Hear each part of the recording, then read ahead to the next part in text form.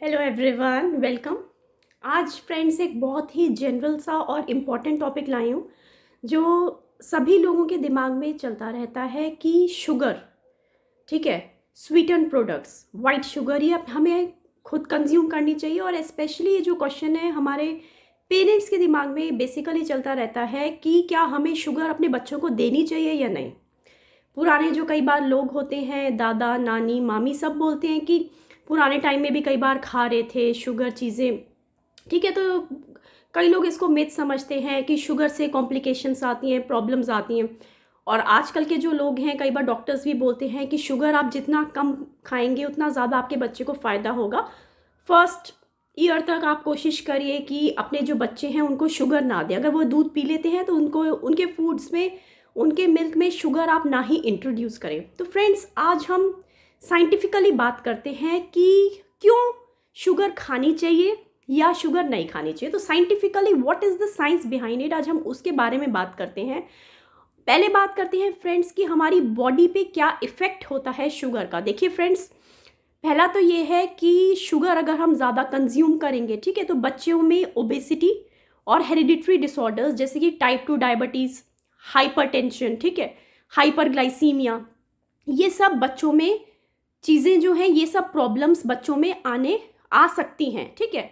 ये एक risk factors को आप एक तरह से आप एक रिस्क फैक्टर्स मान सकते हो शुगर को, कि इसकी वजह से आपके बच्चों में ये प्रॉब्लम आ सकती है, उनमें वेट बढ़ सकता है, ओबेसिटी हो सकती है, हाइपरग्लाइसीमिया हो सकता है, टाइप 2 डायबिटीज़ हो सकता है, बीपी हो सकता है, ठीक है। आजकल जैसे छोटे छोटे बच्चों में प्रॉब्लम्स आ रही हैं। जो मेन इफेक्ट ब्रेन पे है, आज मेनली मैं वो डिस्कस करने वाली हूँ कि ब्रेन में शुगर क्या इफेक्ट करता है, ठीक है। और हाइपर एक्टिविटी या फिर एडीएचडी में क्यों कहा जाता है कि आप अपने बच्चे को शुगर, मिल्क, ये सब चीज़ें कम दें, ठीक है। अगर आपका बच्चा हाइपर एक्टिव है, ज़्यादा गुस्सा कर रहा है, तो क्यों आप शुगर थोड़ा सा भी रिस्ट्रिक्ट कर देंगे, तो क्यों। तो what is the science behind it. बहुत सारी ऐसी हाइपोथेसिस आई हैं कि इसे कई लोग मिथ भी मानते हैं। बहुत सारी ऐसी स्टडीज़ भी आई हैं कि नहीं, एडीएचडी बच्चे को तो शुगर हम देते थे, या फिर हमारा बच्चा शुगर खाता है उसको तो एडीएचडी की प्रॉब्लम नहीं है, या फिर 6 to 11 ईयर्स में बेसिकली एडीएचडी हमें डायग्नोज प्रॉपर हो जाता है, ठीक है। तो कई बार ऐसी चीज़ें होती हैं कि पेरेंट्स कहते हैं कि हम तो शुगर देते थे, उसको तो प्रॉब्लम नहीं हुई, लेकिन साइंटिफिकली इसके पीछे साइंस क्या है। देखिए फ्रेंड्स, जो हमारा नॉर्मल मूड है, ठीक है, जो न्यूरोट्रांसमीटर्स हैं हमारे हैप्पी हार्मोन के लिए, जो डोपामीन हमारा हैप्पी हार्मोन है, जो न्यूरोट्रांसमीटर है, तो ये जो मेनली हमारा ब्रेन में हिप्पोकैम्पस, ठीक है, hippocampus, striatum and the frontal lobe, यहाँ पे ये केमिकल न्यूरोट्रांसमीटर सिक्रीट होता है, ठीक है, डोपामीन। तो ये डोपामीन एक रिवॉर्ड हार्मोन है। जब भी हम खुश होंगे, हमें कुछ अच्छा लगेगा, ठीक है, कुछ भी हम अच्छा सा खाएंगे, तो हमारी बॉडी में सिक्रीशन स्टार्ट होगा हमारे डोपामीन न्यूरोट्रांसमीटर का। अब जो बच्चे फ्रेंड्स अगर बहुत ज़्यादा शुगर पहले बहुत ज़्यादा कंज्यूम कर रहे हैं, ठीक है, तो उनका ये डोपामीन हार्मोन बहुत ज़्यादा निकल रहा है, ठीक है, एनर्जी वाला, मेटाबॉलिज्म वाला हार्मोन ये ज़्यादा निकल रहा है, जिसकी वजह से क्या होता है कि एक टाइम ऐसा आता है कि बॉडी अडेप्ट हो जाती है, ठीक है। बॉडी इतनी अडेप्ट हो जाती है कि फ्रेंड्स अगर उसको कि शुगर की अभी तो नॉर्मल, जैसे आप लोग नॉर्मल लेवल्स में शुगर, चॉकलेट, सब लोग स्वीट एंड ड्रिंक्स दे रहे हैं, कॉकटेल, मॉकटेल्स दे रहे हैं, ठीक है, सॉफ्ट ड्रिंक्स दे रहे हैं, तो अभी डोपामीन उनका एक मॉडरेट अमाउंट में जनरेट हो रहा है ब्रेन में। लेकिन कल को ऐसा होता है कि उनको क्रेविंग्स जब होनी स्टार्ट हो जाती है, इसका मतलब है कि बॉडी, जो उनका ब्रेन है, जो हिप्पोकैम्पस एरिया है, दैट हैज़ बिकम हैबिचुएटेड। अब उसको उतनी शुगर से उसका काम नहीं चल रहा, ठीक है। तो या तो वो और शुगर उसको, उसकी बॉडी को या तो ट्रिमेंडस अमाउंट में या फिर ज़्यादा शुगर आप अपने बच्चे को दो, ठीक है, तब वो डोपामीन या न्यूरोट्रांसमीटर एप्रोप्रिएट अमाउंट में सिक्रीट होगा। अगर उस शुगर को बॉडी अडेप्ट होने की वजह से आपने कम दी, या फिर आपने बाद में सोचा कि उसको और कम करते जाए, ठीक है, आपने सोचा कि बहुत लॉन्ग रन में, तो फिर उस टाइम पे प्रॉब्लम क्या आती है वापस जाने में, कि डोपामीन की डेफिशिएंसी होनी शुरू हो जाती है, ठीक है। अब ये एक इम्बैलेंस हो जाता है, बॉडी कह रही है कि उसे और डोपामीन चाहिए, और डोपामीन चाहिए, तो या तो क्रेविंग स्टार्ट हो जाएंगी बच्चे में कि मुंह में कुछ ना कुछ मुझे चबाना है, ठीक है। अब attention deficit hyper activity disorder में बेसिकली यही होता है फ्रेंड्स कि डोपामीन जो खुश रहने का हार्मोन है ना, हैप्पी हार्मोन है, रिवॉर्ड हार्मोन है, अब उसकी, या तो उसकी शुरू में जब, अगर वो बहुत ज़्यादा आप शुगर वगैरह दे रहे हो, तो उसका एक्सेस में सिक्रीशन तो स्टार्ट हो जाता है, लेकिन जब आप फिर बाद में रोकोगे या फिर उसकी क्रेविंग्स बढ़ गई, आपने बच्चे ने और थोड़ा चीनी वाला दूध मांगा और उसने चॉकलेट्स मांगी, तो जब उसको बढ़ाते जाएंगे फ्रेंड्स, तो हैबिचुअल होने की वजह से उसमें सेकेंडरी कॉम्प्लिकेशंस और सेकेंडरी बीमारियां स्टार्ट हो जाएंगी।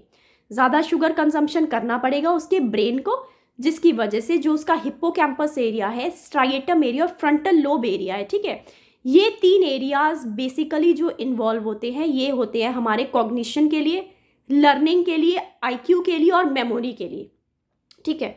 तो इन 3 या 4 एरियाज में अफेक्शन आ जाता है शुगर की वजह से, क्योंकि डोपामीन न्यूरोट्रांसमीटर का इम्बैलेंस हो गया, ठीक है। इसकी वजह से चांसेस हो जाते हैं 80 to 90% की जब वो 6 साल तक पहुंचा तो उसमें लर्निंग प्रॉब्लम्स आ सकती हैं, मेमोरी प्रॉब्लम्स आ सकती हैं, कॉग्निटिव प्रॉब्लम्स आ सकती हैं, ठीक है। इसलिए साइंटिफिक ये जो रीज़न है, इसलिए कहा जाता है कि जो है शुगर का शुरू से ही कंजम्पशन आप कम से कम रखें, जिससे ना तो प्राइमरी हेल्थ प्रॉब्लम्स आए, ओबेसिटी, डायबिटीज़ एंड ऑल, ना ही ब्रेन में कॉग्निटिव प्रॉब्लम्स आए, ठीक है। जैसे जैसे कई बार ऐसा होता है कि शुगर आपने एकदम से रिड्यूस किया और आपको सिग्निफिकेंट डिफरेंस दिखाई देने लगता है अगर आपने स्टार्टिंग 2 ईयर्स से ये स्टार्ट कर दिया, अगर आपका बच्चा हाइपर एक्टिव है तब भी, और अगर नहीं है हाइपर एक्टिव तब भी, क्योंकि हाइपर एक्टिव नहीं है तब भी उसका कॉग्निशन, लर्निंग और मेमोरी बहुत ही इंपॉर्टेंट है during the school going age, ठीक है। तो बेसिकली द शुगरी ड्रिंक्स वो डायरेक्ट अफेक्ट कर रही है हमारे हिप्पोकैम्पस को, जिसकी वजह से हमारे चाइल्ड को लर्निंग प्रॉब्लम्स आ रही है, कंसंट्रेशन डिफिकल्टीज आ रही है, अटेंशन डिफिकल्टीज आ रही है, इसकी वजह से वो नहीं बैठ पा रहा, ठीक है। तो अब ये नहीं है कि एकदम से आप सोचेंगे आज से ही बच्चे का शुगर कम कर दिया, ठीक है। इस तरीके से नहीं, जैसे कोई गिफ्ट कर रहा है ना, आप उनको बोलिए, जैसे आपके रिलेटिव्स हैं, फ्रेंड्स हैं, पहले तो आप ये बोलिए उनको कि आप शुगर या कुछ भी स्वीट एंड चॉकलेट वगैरह गिफ्ट करने से अच्छा इसको कुछ पेंसिल बॉक्स गिफ्ट करिए, कोई बुक गिफ्ट करिए, ठीक है। ऐसे धीरे धीरे अपनी सोसाइटी में चेंज लाइए, अपने घर में चेंज लाइए, और एकदम से अगर आप रिड्यूस करेंगे तो फिर से डोपामिन की प्रॉब्लम आएगी, इम्बैलेंस होगा और शुरू में बच्चे की फ्रस्ट्रेशन बढ़ेगी। इसलिए स्टार्टिंग से ही आप कोशिश करिए कि हमेशा ये जो आप शुगर है वो माइल्ड या मॉडरेट अमाउंट में आप अपने बच्चों को दें और खुद भी आप कंज्यूम करें, ठीक है फ्रेंड्स।